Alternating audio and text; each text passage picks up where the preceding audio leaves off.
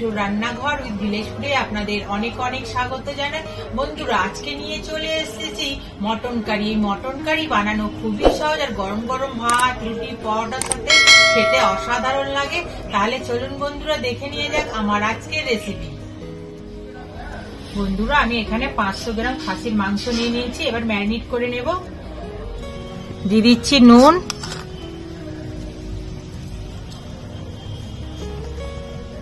হলুদ গুঁড়ো, আদা রসুন বাটা, কাঁচা লঙ্কা বাটা, বন্ধুরা আমি আগে থেকে দইটা ভালো করে ফেটিয়ে রেখেছিলাম। দিয়ে দিচ্ছি দই, ভালো করে মেখে নেব।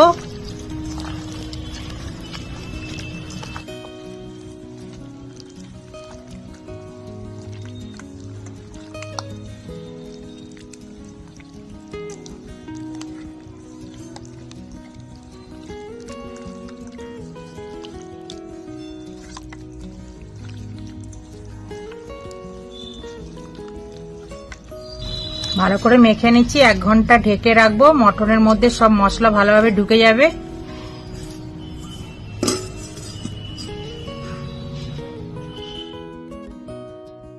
বন্ধুরা, কড়া গরম হয়ে গেছে। আলু ভাজার জন্য সরষের তেল দিয়ে দিলাম।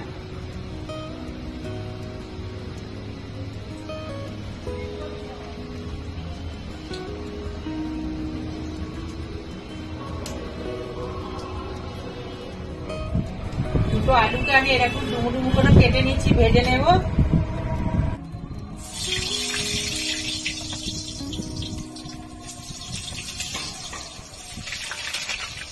দিয়ে দেবো নুন, হলুদ গুঁড়ো,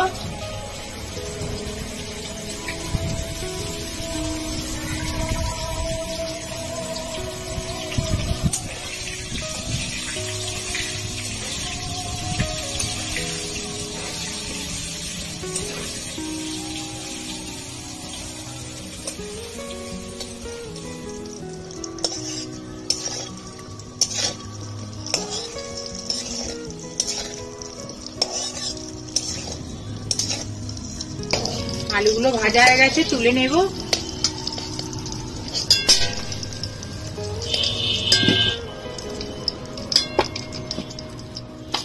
ফোড়নে দিয়ে দিচ্ছি গোটা গরম মশলা, 2টো তেজপাতা, জয়িত্রী, দালচিনি, এলাচ, লবঙ্গ, ভেজে নেব।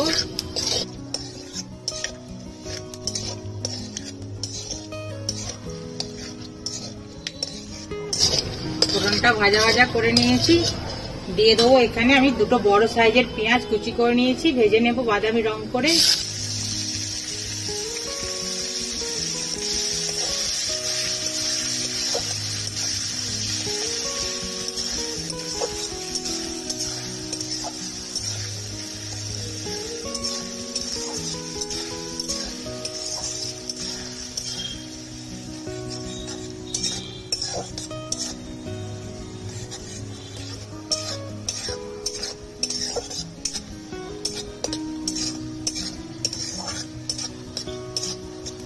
পেঁয়াজটা আমি বাদামি রং করে ভেজে নিয়েছি। দিয়ে দেব হলুদ গুঁড়ো, পরিমাণ মতো নুন, কাঁচা লঙ্কা বাটা,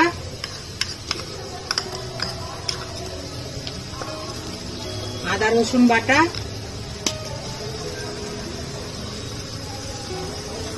ধনে জিরে গুঁড়ো, কাশ্মীরি লাল লঙ্কার গুঁড়ো,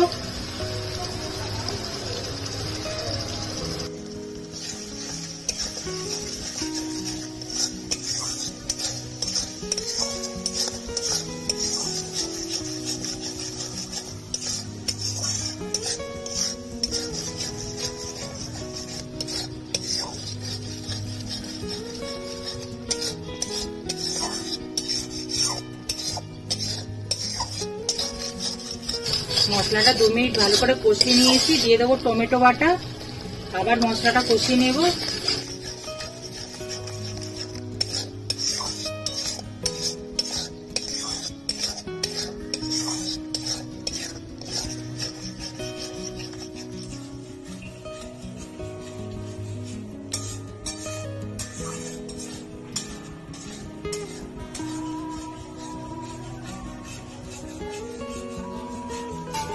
মশলাটা ভালো করে কষিয়ে নিয়েছি, আর মাংস ঢাকনাটা খুলে নিচ্ছি।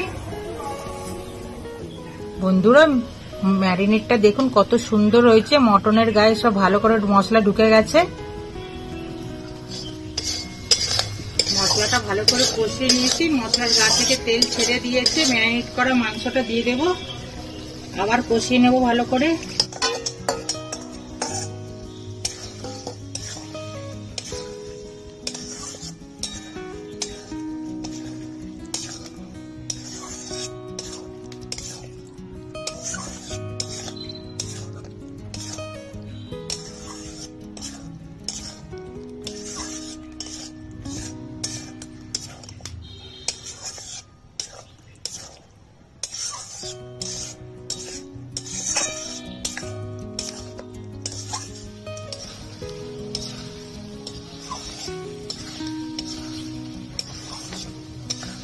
মশলার সাথে মাংসটা ভালো করে কষিয়ে নিয়েছি, দিয়ে দেবো ভেজে রাখা আলু, ভালো করে মিশিয়ে নেব।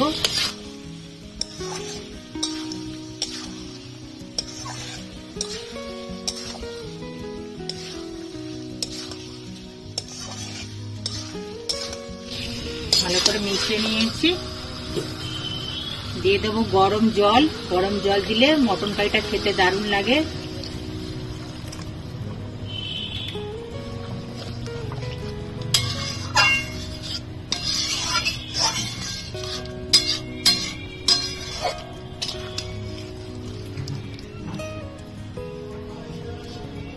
আলু আর মাংসটা সিদ্ধ হওয়ার জন্য ঢাকনা চাপা দিয়ে দেব।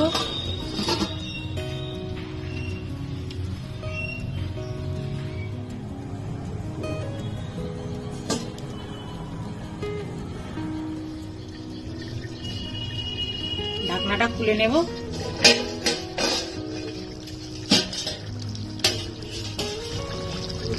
বন্ধুরা দেখুন কত সুন্দর মটন কারিটা হয়েছে।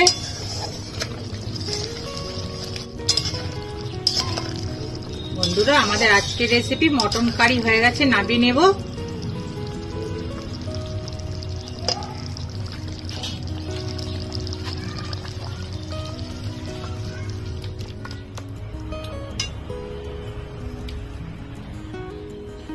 বন্ধুরা আমাদের আজকের রেসিপি মটন কারি আপনাদের কেমন লাগলো অবশ্যই কমেন্ট বক্সে জানাবেন। ভালো লাগলে একটা লাইক করে দেবেন। নমস্কার বন্ধুরা।